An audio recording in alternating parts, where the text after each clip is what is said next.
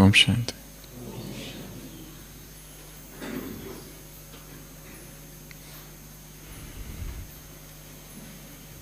दक्षिण भारत में कभी एक महान भक्त अर्जुनाचार्य हुए थे। एक गरीब ब्राह्मण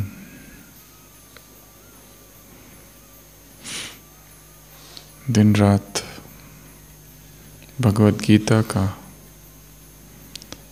अध्ययन करना और उस पर गहन चिंतन कर टीका लिखना, यह उनका प्रमुख कार्य था। और जीवन निर्वाह के लिए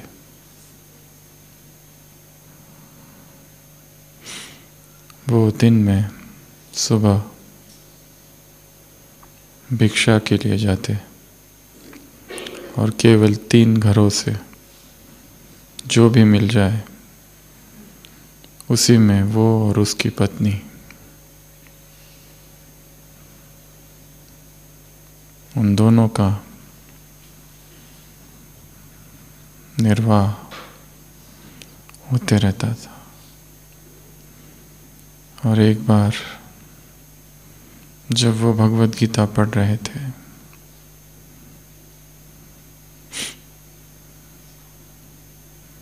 नौवां अध्याय 22वां श्लोक, जिसमें भगवान कहते हैं, जो अनन्य भाव से मेरी भक्ति करता है, जो अनन्य भाव से मेरी शरण में आता है,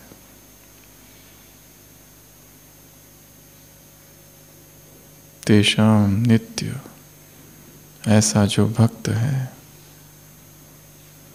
योगक्षेमं वहाम्यहम्। हे अर्जुन, उसकी सारी जिम्मेदारी मेरी है, उसके लिए सब कुछ मैं करूँगा, उसके जीवन का वहन मैं करूँगा। जो अनन्य भाव से मुझ में स्थित है, मेरे प्रति समर्पित है, उसका सब कुछ मेरे अधीन है।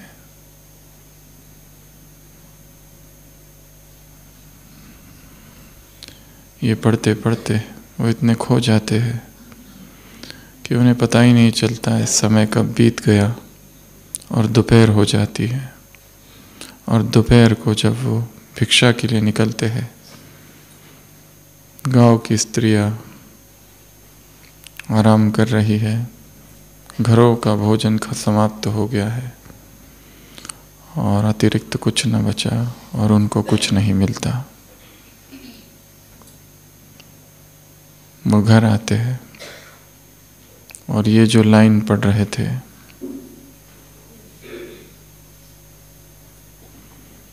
उसको काटते हैं कि ये कैसे है। क्या वास्तव में भगवान खुद जिम्मेवार है? क्या भगवान वास्तव में ऐसी आत्मा का खुद सब कुछ करता है? उसके मन में डाउट उत्पन्न होता है, एक संदेह। और उस श्लोक को वो अपनी कलम से कई बार अंडरलाइन करते हैं और काटते हैं। फिर वो अपनी पत्नी से कहते हैं कि मैं नदी पर जाकर स्नान करके आता हूँ। आज दोनों ही भूखे हैं और जब वो स्नान करने जाते हैं, 2 बालक वहां आते हैं। वो बालक अर्जुनाचार्य की पत्नी से कहते हैं कि हम आपके पति के शिष्य हैं और उन्होंने ये सारी सामग्री भेजी है और बहुत सारा ढेर सारी भोजन की सामग्री वो छोड़कर जाने लगते हैं। उनकी पत्नी उन दोनों बालकों को धन्यवाद देती है और वो दो बालक बहुत ही तेजस्वी है, एक दिव्य आभा है चेहरे पर। और जब वो मुड़कर जा रहे होते हैं तो वो पत्नी देखती है उनके पीठ पर खरोचे है, जैसे किसी ने मारा हो। वो पत्नी उन दोनों बालकों को रोकती है और पूछती है कि ये खरोच तुमको कैसे आई? वो कहते हैं हम आपके पति के शिष्य हैं, वो हमें सिखाते बहुत अच्छा है, पर जब हमसे कोई गलती हो जाती है तो हमें बहुत मारते हैं।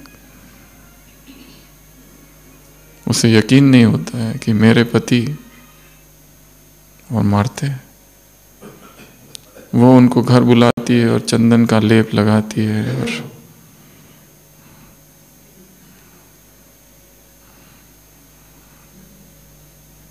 उनको प्यार करती है और फिर वो दोनों रवाना हो जाते हैं। जब पति वापस आते हैं तो पत्नी बहुत गुस्से में कहती है मैं तो ये मान ही नहीं सकती कि तुम ऐसा करते हो, तुम अपने शिष्य को इतने बुरी तरह से मारते हो। वो कहते हैं मेरा तो कोई शिष्य ही नहीं है। कौन से शिष्य? फिर वो सुनाती है कि ऐसे ऐसे दो बालक आए थे। कहानी भक्ति मार्ग की है, कितनी सत्यता है पता नहीं, परंतु हर भागवत कथा में कथाकार कथानक इस कहानी को बार बार दोहराते हैं। अर्जुनाचार्य समझ जाते हैं कि वो कौन आए थे दो बालक। वो जाकर गीता को खोलते हैं और वो जो श्लोक था उस पर उन्होंने जो अंडरलाइन की थी अब वो नहीं है। वो अपनी पत्नी से कहते हैं कि तुम बहुत भाग्यशाली हो कि तुमने जिनको देखा वो कृष्ण और बलराम थे और उनके शरीर पर जो खरोचे थी वो वही खरोचे थी जो मैंने किताब पर लकीरें खींची थी। भगवान और उसकी वाणी एक ही है। गीता का भगवान और गीता एक ही है। भगवान से प्यार अर्थात उसकी वाणी से प्यार, क्योंकि वो और उसके बोल, वो और उसके वचन, गीता का भगवान और गीता एक ही है।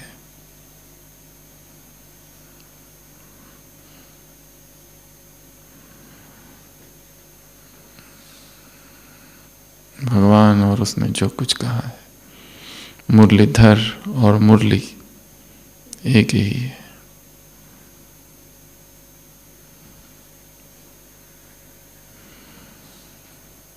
मुरली से प्यार अर्थात मुरलीधर से प्यार।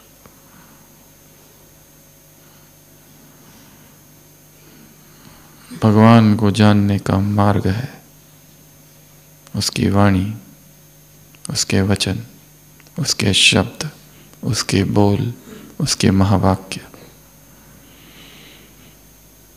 डायरेक्ट भगवान को जानना बहुत कठिन है, बहुत मुश्किल है, परंतु उनके शब्दों का अध्ययन करते करते करते करते, समझते समझते धीरे धीरे ये पकड़ में आएगा कि वो है क्या, वो कहना क्या चाहता है, उसका स्वभाव क्या है, उसकी इच्छा क्या है, उसके मूड्स क्या है, उसका नेचर।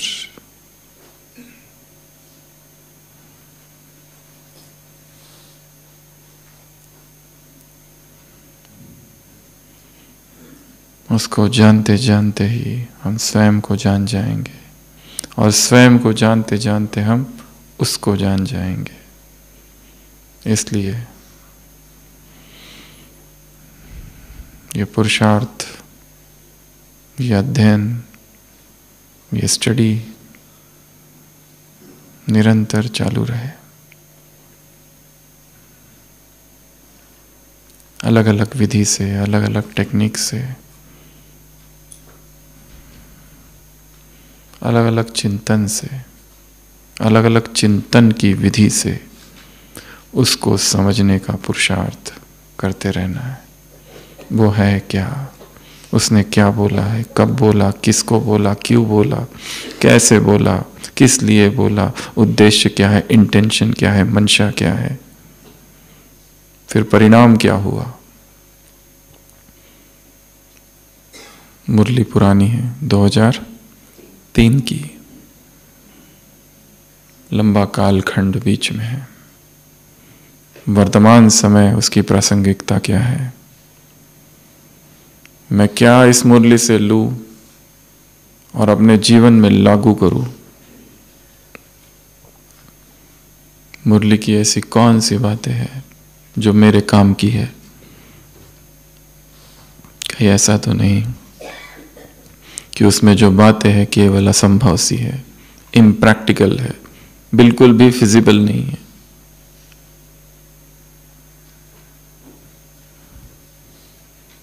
तो हर मुरली की शुरुआत में एक नया उमंग, एक नया उत्साह अपने अंदर निर्माण करना है, क्योंकि वही वही शब्द सुन सुनकर, वही वही शब्द जब दोहराए जाते हैं, वही वही बातें बार बार जब आती है और लंबी लंबी बातें होती है, तब वो उबाऊ सी हो जाती है, चेंज। इसलिए new approach, new techniques, creative approach. एक ही मुरली से क्या क्या किया जा सकता है, पहले हम इसकी चर्चा करेंगे। कविता बनाओ, गीत बनाओ, कोई चित्र बनाओ, कोई पोस्टर बनाओ, कोई स्केच, कोई डूडल, कोलैज, म्यूरल, कोई वर्कशॉप, कोई डिस्कशन, कोई डिबेट, कोई प्रयोगशाला, कोई कार्यशाला, कोई सेमिनार, कोई चैलेंज, कोई होमवर्क, कोई क्रिएटिव टास्क, कोई ग्रुप एक्टिविटी, कोई टीम बिल्डिंग एक्टिविटी, कोई स्पिरिचुअल एक्टिविटी, कोई हैंड जेस्चर, कोई डांस, कोई गेम, कोई खेल, कोई ड्रिल, कोई कमेंट्री, कोई विजुअलाइजेशन, कोई स्वमान, कोई अफर्मेशन, कोई आत्मचिंतन, कोई स्वचिंतन, कोई गहन चिंतन। फेनीमैन्स मेथड। ऐसे पढ़ो कि तुमको जो पढ़ा है वो एक 5 साल के छोटे बच्चे को सिखाना है। कोई भाषण, कोई ऐसे, कोई निबंध, समराइज मुरली की 10 बिंदु, मुरली से निकाले हुए 10 बिंदु,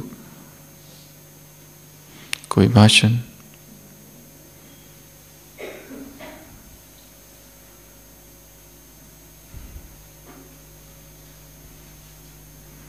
अलग अलग चीजें करनी है। कोई चैलेंज, कौन सा चैलेंज है? 7 दिन का चैलेंज, 21 दिनों का चैलेंज, कोई प्रोजेक्ट,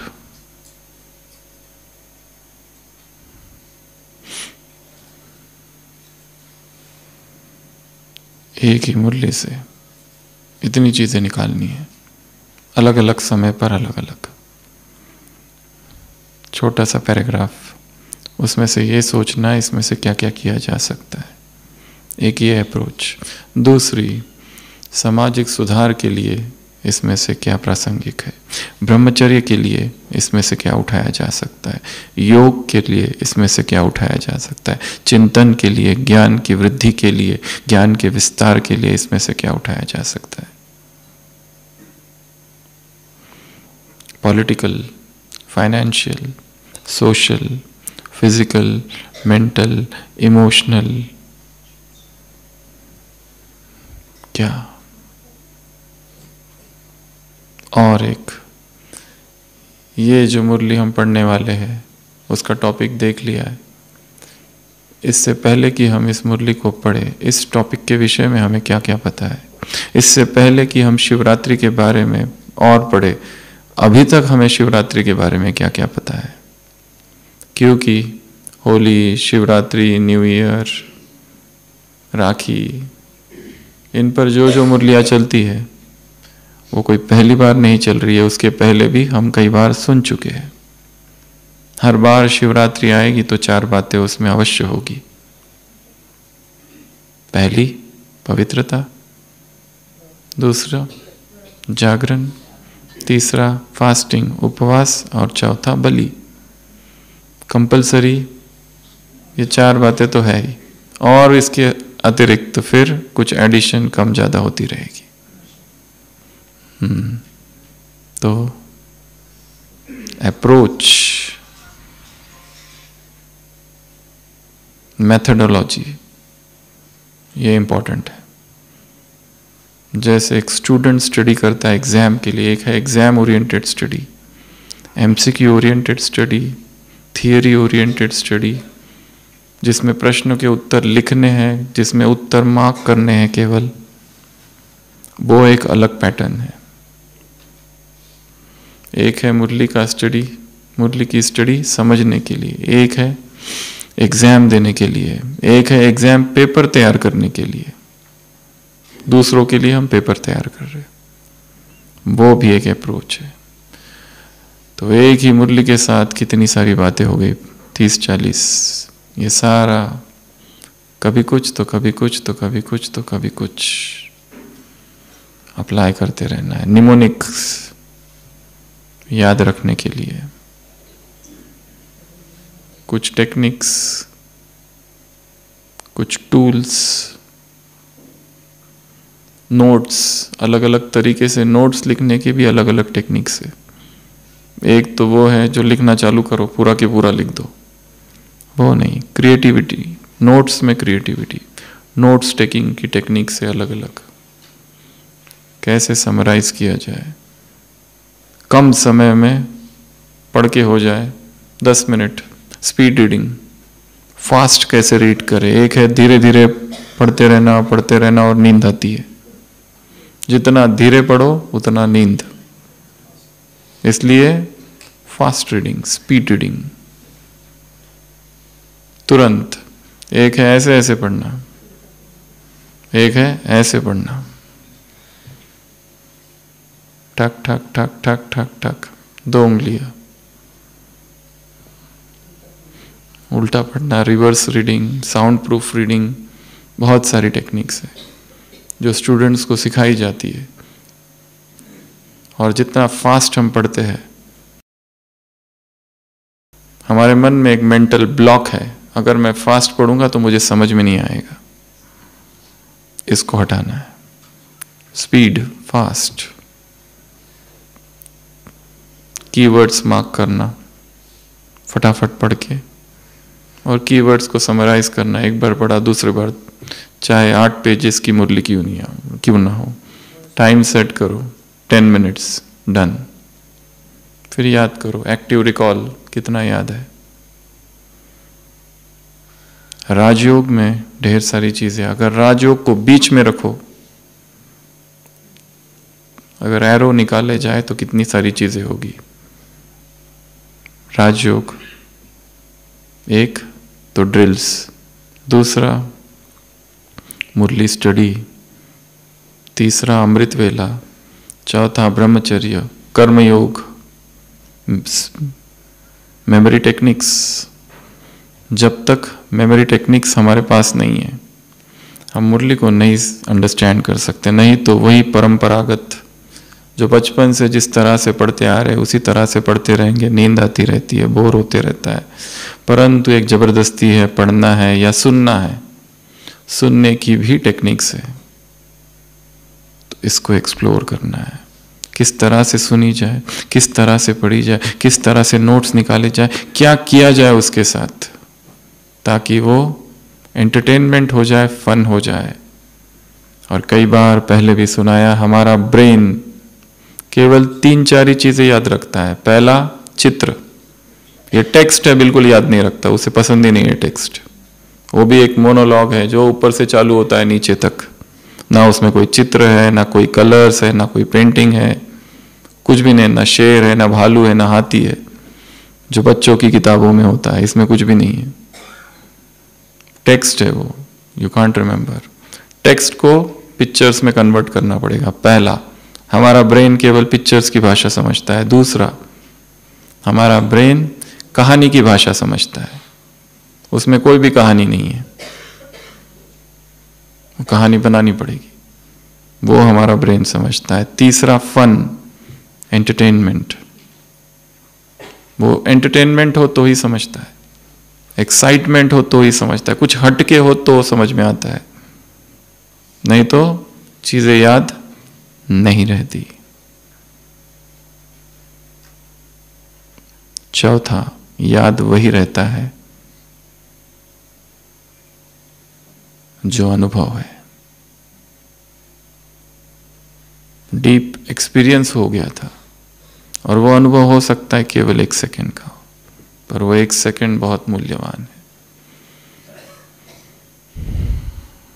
तो भगवान और उसकी वाणी दोनों एक ही है। जो अर्जुनाचार्य ने लकीरें खींची थी भगवत गीता पर कि ये बहुत कठिन है, ये शायद नहीं हो सकता, योगक्षेमम वहाम्यहम्, तो दिखाया कि भगवान खुद आए तो मुरली पर ज्यादा लकीरें खींचना, अर्थात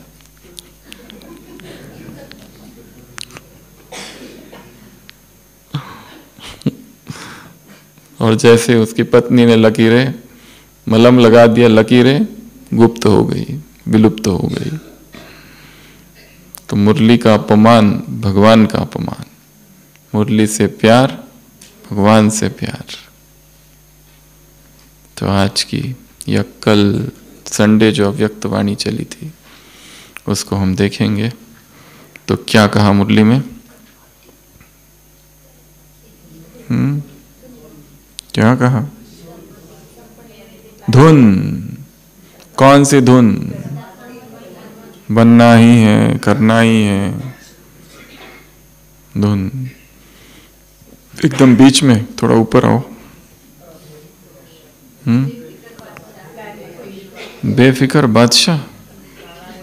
कौन सी मुरली? कल संडे वाली मुरली, सुबह वाली।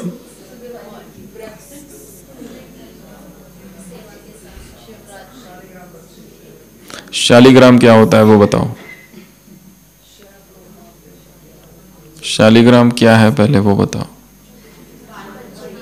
एक है शिवलिंग, एक है शालिग्राम।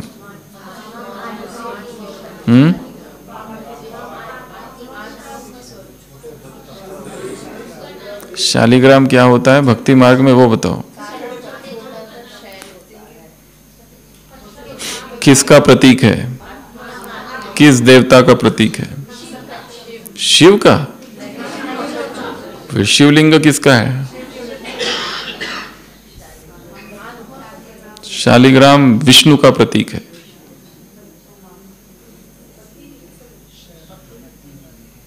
विष्णु गंदकी नदी है, एक ही जगह प्राप्त होते हैं शालिग्राम पूरे विश्व भर में। नेपाल गंदकी नदी है, उसमें वो पत्थर मिलते हैं और वो प्रतीक है विष्णु का।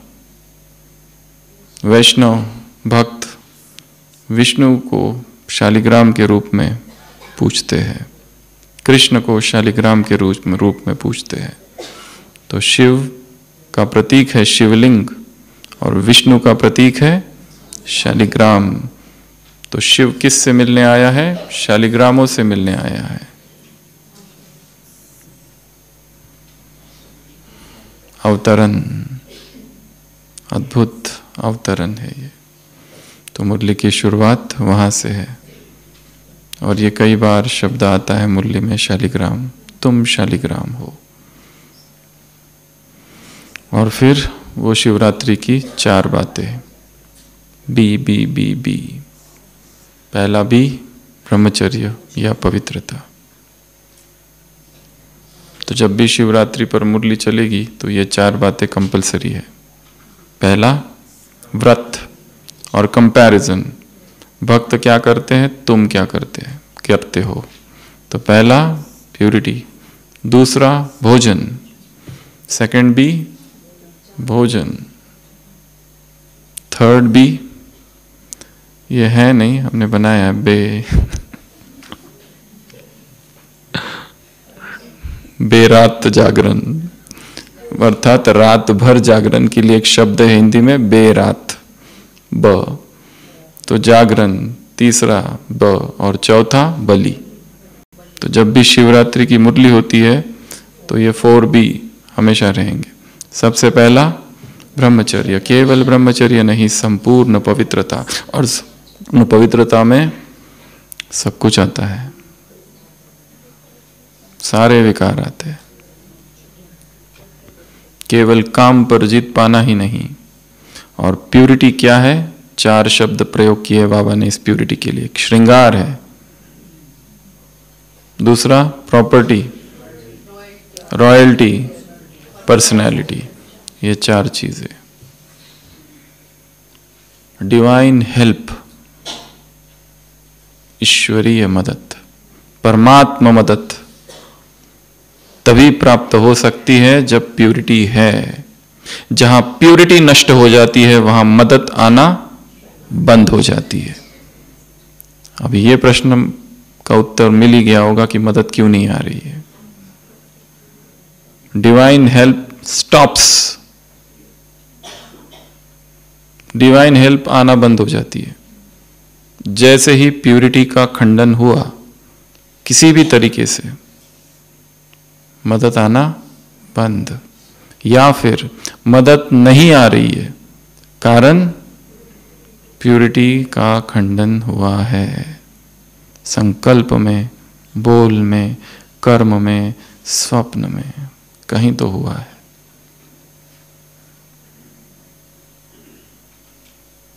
तो मदद की यदि लालसा या लालच है, ईश्वरीय मदद, चमत्कार, चमत्कार होते हैं। ऐसा ना समझना केवल भक्ति में ही चमत्कार होते। जब प्यूरिटी की हाईएस्ट स्टेज पहुंच जाती है चेतना की, अपने आप चमत्कार घटित होने लगते हैं। Miracles happen. मिरेकल नहीं हो रहे तो अब इसका भी कारण वही है, जहां प्यूरिटी नहीं वहां चमत्कार नहीं। और जहां प्यूरिटी संपूर्ण है, अखंड है, सर्वश्रेष्ठ है, सर्वोपरि है, पराकाष्ठा है प्यूरिटी की, मिरेकल स्टार्ट हैपनिंग।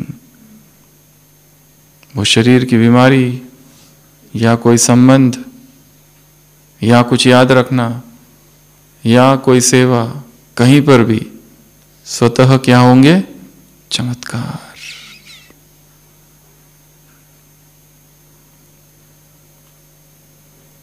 तो पहला बी ब्रह्मचर्य या प्यूरिटी।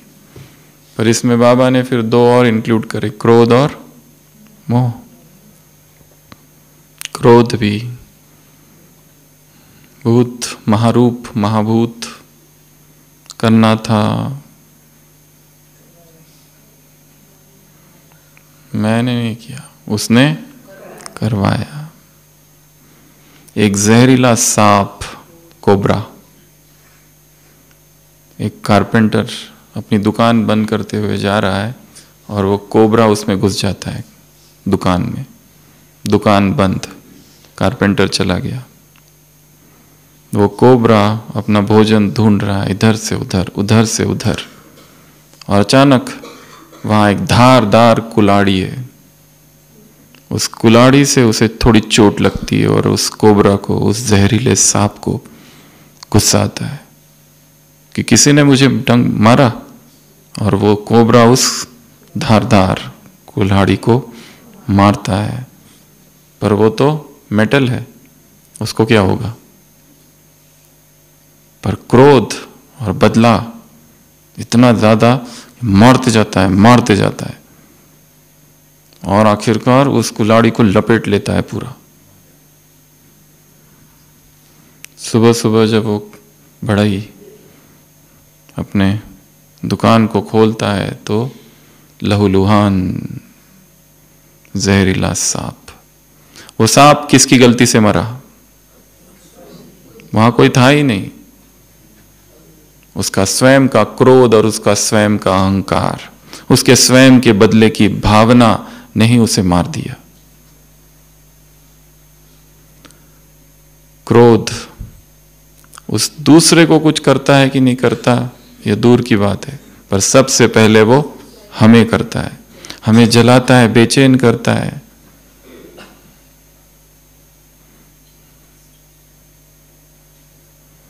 इसने दिलाया, उसने दिलाया नहीं का सवाल ही नहीं है। अंदर है इसलिए तो आया। कुआं है, बकेट डाली, पानी आया, कहां से आया? है इसलिए आया। जब है ही नहीं तो कहां से आएगा? उसी तरह अंश और वंश को भी समाप्त करो। इस डिवाइन ड्रामा को देखना है साक्षी होकर, इसमें घटनाएं घट रही है।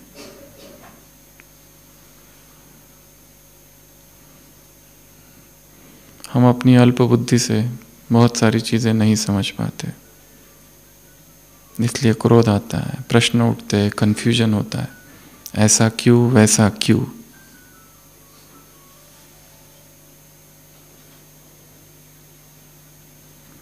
क्रोध और माताओं के लिए क्या कहा?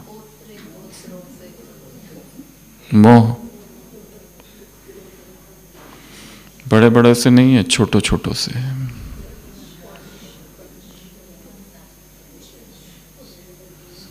मोह बहुत बेचैनी क्रिएट करता है,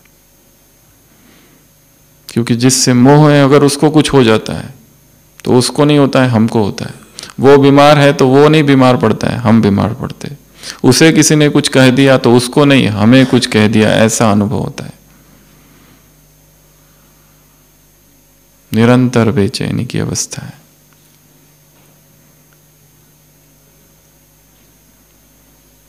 तो प्यूरिटी अर्थात सारे विकार, इन विकारों को पहचानना, आइडेंटिफाई करना, स्वीकार करना कठिन काम है, और जीवन भर यह कार्य चालू रहेगा, क्योंकि माया, विकार नए नए ढंग से और नए नए तरीके से आते हैं। तो सबसे पहला ब्रह्मचर्य, सबसे पहला प्यूरिटी, पर्सनैलिटी है, लॉयल्टी है, श्रृंगार है और प्रॉपर्टी है। प्रॉपर्टी अर्थात जायदाद, प्रॉपर्टी अर्थात मिल्कियत, स्टेट, पैसा, करेंसी।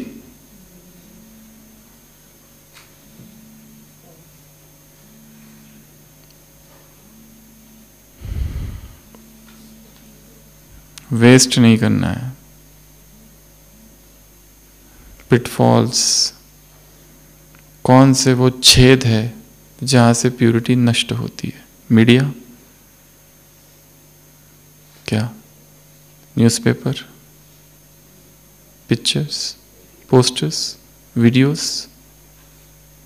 सोशल मीडिया, क्या? वो सारे छेद को क्या करना है? बंद। उस वस्तु, वस्त्र, कुछ भी हो सकता है, वो कोई याद, अतीत के भोगे हुए भोग की स्मृति, कोई व्यक्ति, कोई शरीर, कोई सौंदर्य, कोई कल्पना, इमेजिनेशन, शब्द, आवाज, गंध, स्पर्श, कुछ भी। उसके स्वभाव को समझना है। इंद्रियों पर कौन टकरा रहा है, कुछ तो टकराता है और संवेदनाएं उठती है, पर ये सारी संवेदनाएं अनित्य है, थोड़े देर के लिए है बस, फिर चली गई। आवेश आता है, थोड़े समय के बाद नष्ट हो जाता है। उसके स्वभाव को समझना है। क्यों ये इतना पागलपन? मिलता उसमें कुछ भी नहीं है। क्या मिला अगर ये सोचो तो फ्रस्ट्रेशन, डिप्रेशन के अतिरिक्त तो कुछ भी हाथ में नहीं आता। तो सबसे पहला बी ब्रह्मचर्य, दूसरा बी भोजन। इसके लिए कुछ ज्यादा बोला नहीं है बाबा ने। सात्विक, पक्का रहो, कच्चा पक्का। भोजन करते समय संकल्प हो कि ये भोजन मुझ में पवित्रता की ऊर्जा भर रहा है। क्या संकल्प करेंगे? ये भोजन मुझ में पवित्रता की ऊर्जा भर रहा है। तीसरा, बेरात जागरण, रात भर जागना। किस रात की जागरण की बात है? सारा अध्यात्म केवल ये एक ही शब्द है, जागरण, अवेयरनेस, स्मृति। जागृत रहना है बस। राजयोग केवल अमृत वेला करना, मुरली सुनना, सुनाना नहीं है। राजयोग तो चालू ही कहां से होता है? ये सब चीजों से बाहर जब आते हो तब, दिनचर्या में सारा कुछ एक हो जाए। योग में बैठना, कर्म, भोजन, नहाना, हर कार्य वन होमोजीनियस। नहीं तो मन में निरंतर द्वंद्व रहेगा कि सुबह योग कर लिया फिर दिन में योग किया ही नहीं, टाइम ही नहीं मिला। प्रतिपल सजग, प्रतिपल तटस्थ ही राजयोग है। निरंतर जागरण ही राजयोग है। होश में रहना ही राजयोग है। जरूरी नहीं है कि मैं आत्मा हूं और परमात्मा को याद करूं, केवल ये तो बहुत सीमित परिभाषा है राजयोग की। राजयोग व्यापक है, बृहद है, हर चीज राजयोग है। शुभ भावना राजयोग है, शुद्ध भावना राजयोग है, प्यूरिटी राजयोग है, श्रीमत राजयोग है, कर्म राजयोग है, कर्मयोग राजयोग है, निस्वार्थ कर्म कर रहे वो भी राजयोगी है। अभी भागू भागू भागू टाइम हो गया है। कहां भागना है? भागना कहीं है ही नहीं, पहुंचना कहीं नहीं है। जहां हो वहीं खड़े रहो। ये भागना ही बेचैनी उत्पन्न करता है। Stay where you are. जरूरी नहीं केवल मधुबन में ही राजयोग है, मधुबन में ही बाबा मिलन हो रहा है। हर समय प्रतिपल वो मिलन, वो याद, प्रतिपल। मधुबन को इतना छोटा नहीं है, इतना सीमित नहीं है। मधुबन ज्योग्राफिकल डेफिनेशन नहीं है उसकी, भौगोलिक परिभाषा। यह इतना मधुबन है। हर वो मन वहां पर परमात्मा याद है, मधुबन है। हर वो मधुबन किसी स्थान का नहीं, अवस्था का नाम है। राजयोग किसी जगह का नहीं, किसी क्रिया का नहीं, किसी विधि का नहीं, किसी मेथड का नहीं, स्थिति का नाम है।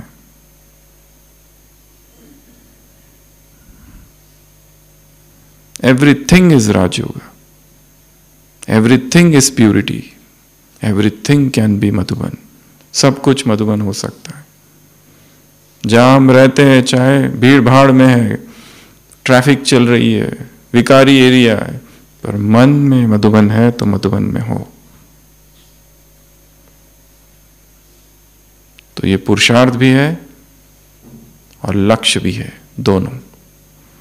तो दूसरा तीसरा जागरण, निरंतर जागे रहना। जैसे बेहोश हुए, ज्ञान भूला, एक घुसे कहीं गुफा में, वहां विकर्म होते हैं और फिर वापस आते हो और फिर रास्ते से चलना चालू। वो गुफा में घुसना, वो अंधियारे में घुसना, वो झाड़ियों में घुसना और भूल जाना थोड़ी देर के लिए सब कुछ, और भूलने की इच्छा भी होना कि ये सब भूलूं, और कुछ दिन देह का सुख अनुभव करूं, यही तो नहीं करना है। यही तो नींद है। आलस, अलबेलापन और कमजोरी, अज्ञान की निद्रा मुरली में कहा है। चौथा, बलि किसकी? मैं, ईगो। ये सबसे ऊंचा टारगेट है। Egoless, the empty boat. इसमें 3 बातें बताई है मैं की। पहला, अभिमान, सुपीरियोरिटी कॉम्प्लेक्स। दूसरा, एकदम नीचे, इंफीरियोरिटी कॉम्प्लेक्स, मैं कुछ नहीं कर सकता, मेरे से तो होता ही नहीं, जहां मैं जाता हूं असफलता तो है ही है, मुझे लेकर ही मत जाओ, जहां मैं जाऊंगा असफलता पक्का, क्योंकि ऐसा हुआ है, मेरे से नहीं होता है, मैं कुछ भी करता हूं उसमें फेलियर तो निश्चित पहले से ही है। जो भी जॉब किया वो जॉब छूट जाता है, जो भी बिजनेस चालू किया उसमें नुकसान ही होता है। अभी अभी एक सर्जन मिले थे, बहुत बड़े न्यूरो सर्जन, कल ही। वो कह रहे थे कि मैं ऑपरेशन तो करता हूं पर सक्सेस नहीं होते, क्या किया जाए? मतलब ऑपरेशन तो करता हूं पर पेशेंट बचते नहीं है, अब क्या करूं? बचते हैं तो कोमा में रहते हैं। न्यूरो सर्जन ब्रेन की बड़ी बड़ी सर्जरीज करते हैं। कोई योग का प्रयोग हो तो बताओ। कल ही मिले थे, कल सुबह।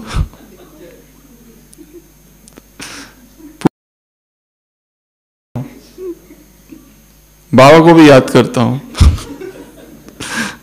बचते नहीं है, क्या करें अब?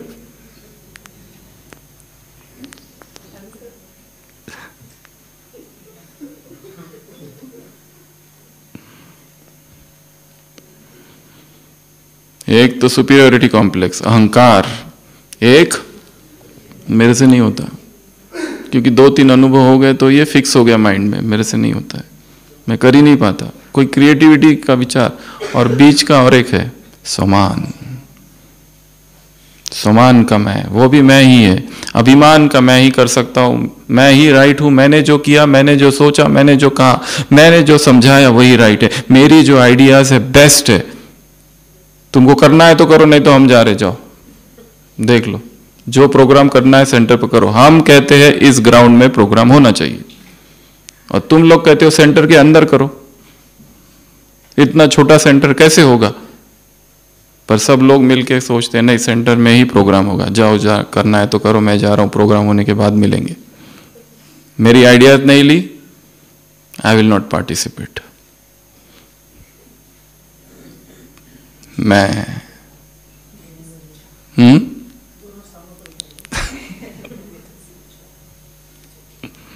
मेरी आइडियाज, मेरे विचार, मेरी कल्पना, मेरा मत, मुझे ऐसा लगता है, मुझे ऐसा, मेरी इच्छा, मेरे स्वप्न के बीच जो भी आएगा वो मेरा दुश्मन है। मैं जो चाहता हूं उसके बीच में अगर कोई आया उसको हटा दो। मैं, और दूसरा, मैं कुछ भी नहीं कर सकता, मेरे से कुछ होता नहीं है, एकदम ही उदास, कमजोर, वो मैं।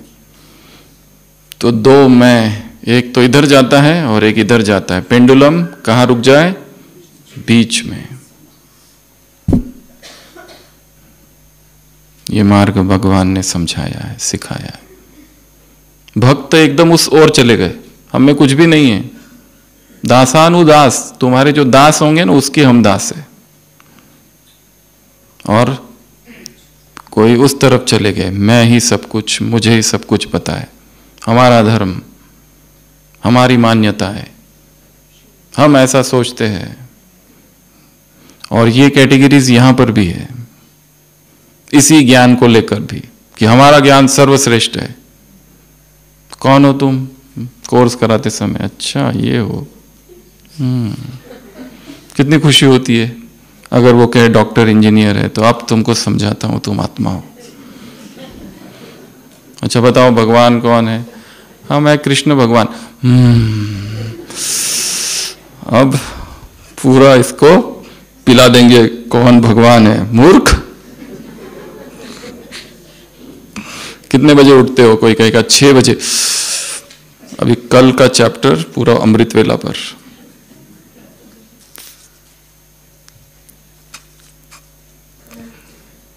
ट्रेन में बैठे और पकड़ा सामने वाले को, 4 घंटे का समय, पूरा 7 दिन का कोर्स, लास्ट में ब्रह्मचर्य कंपलसरी, बाहर का खाना बंद, और ये सेंटर का एड्रेस और ये मेरा नंबर। पहुंचने के बाद तुरंत फोन करूंगा मैं, पहुंचे कि नहीं, गए कि नहीं। रहम तो करते हैं परंतु बेरहमी से।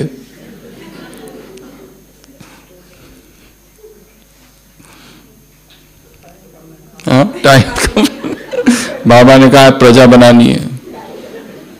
वो कहता है मैं सब कुछ सुन के आया हूं, सुना होगा तुमने, अब मैं सुनाता हूं, सुनो, मैं अपने तरीके से समझाऊंगा तुमको, भूलो सब कुछ। मुझे अपनी प्रजा बनानी है।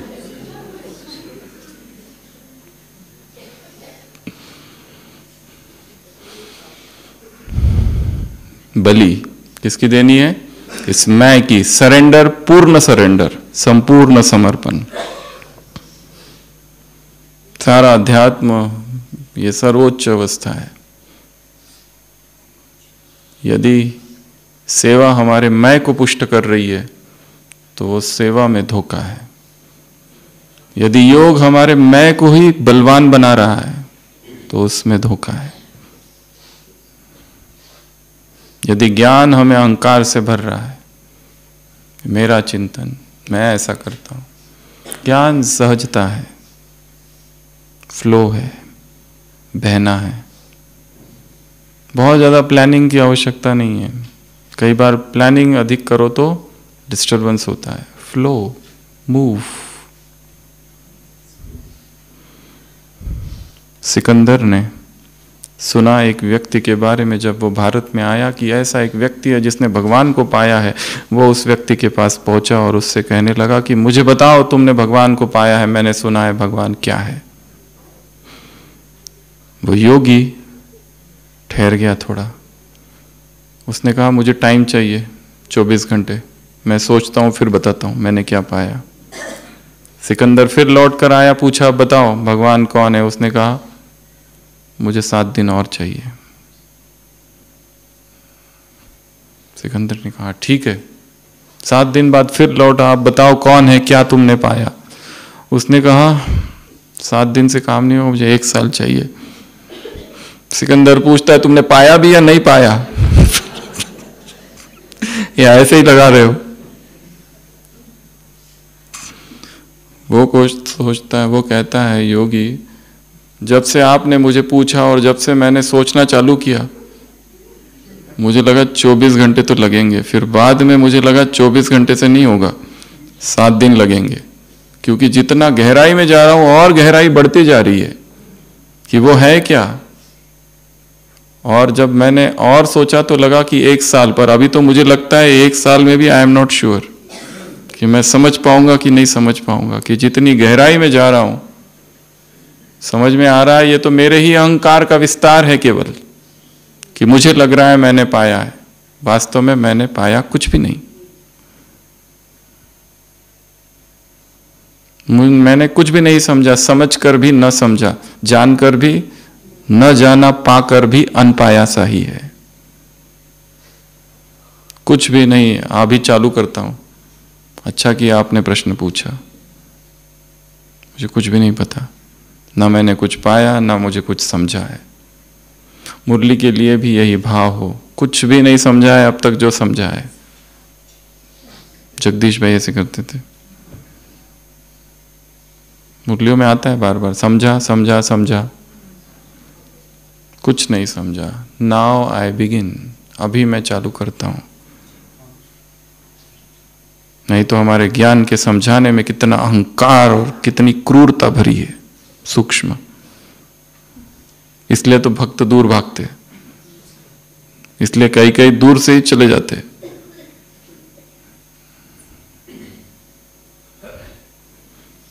तो 4 बातें। पहला, ब्रह्मचर्य, दूसरा भोजन, तीसरा जागरण, रात भर जागरा नहीं, चेतना जागृत रहे, उत्तिष्ठ जागृत जागृत जागृत। चौथा बलि, इस मैं को गिरा दो, दूसरे हमसे होकर गुजर जाए, दीवार नहीं,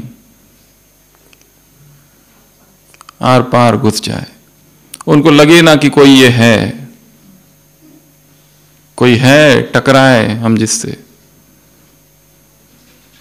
झुक जाओ, पूर्ण सरेंडर।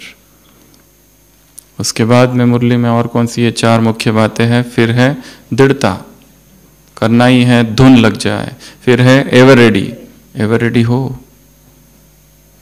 फिर है फाइल और फाइनल, कागजी प्रतिज्ञा नहीं करनी है। कौन सी प्रतिज्ञा है?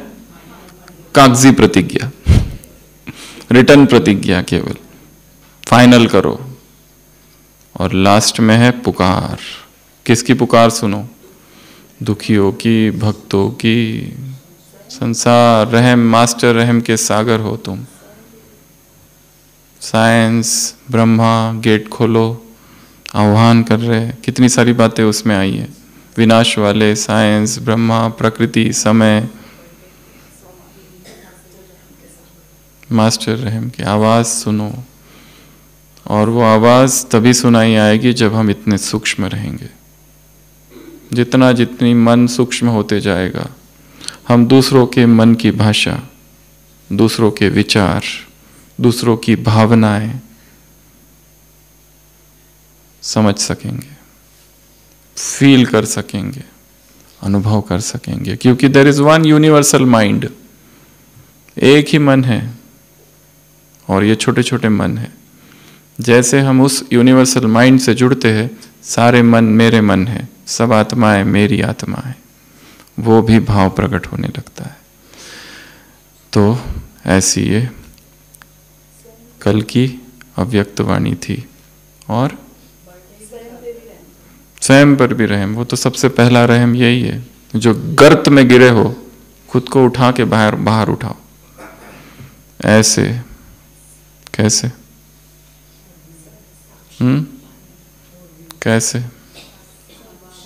कैसे? मुरली चलाने की प्रैक्टिस करने वाले, आज की मुरली ऐसे संपूर्ण पवित्र आत्माएं, स्वधर्म में टिकने वाली आत्माएं ऐसे, शालिग्राम आत्माओं को ऐसे, जागरण करने वाली आत्माओं को ऐसे, पवित्र रहने वाली आत्माओं को ऐसे, व्रत रखने वाली आत्माओं को, एक दिन का व्रत नहीं, अविनाशी व्रत है, व्रत को कभी तोड़ने न वाली आत्माओं को ऐसे, एवर रेडी आत्माओं को ऐसे, धुन लगी है जिन आत्माओं को कर्मातीत बनने की ऐसे, आप समान आत्माओं को फॉलो फादर करने वाली आत्माओं को ऐसे, संपन्नता को समीप लाने वाली आत्माओं को ऐसे, सरेंडर, अपने पूर्ण सरेंडर करने वाली आत्माओं को, मैं बलि चढ़ाने वाली आत्माओं को ऐसे, स्वमान में रहने वाली आत्माओं को, ना अहंकार अभिमान ना अपमान, जितना अहंकार उतना अपमान अधिक ऐसे, क्रोध मुक्त आत्माओं को, मोह मुक्त आत्माओं को, आलस मुक्त आत्माओं को, और किसकी निद्रा से? अज्ञान नींद, आलस, अलबेलापन, कमजोरी, सब नींद से झुटका न खाने वाली आत्माओं को, अमृत वेला ऐसे, फाइनल करने वाली आत्माओं को, फाइल केवल नहीं, प्रतिज्ञा को फाइनल करने वाली आत्माओं को, डेट को फिक्स करने वाली आत्माओं को ऐसे, purity, property, purity, royalty, purity, loyalty, purity, publicity, purity, personality, purity, श्रृंगार, सर्वश्रेष्ठ श्रृंगार समझने वाली आत्माओं को, बाप दादा का याद, प्यार, गुड नाइट और नमस्ते। हम रूहानी बच्चों की, रूहानी बाप दादा को याद, प्यार, गुड नाइट और नमस्ते। ओम शांति।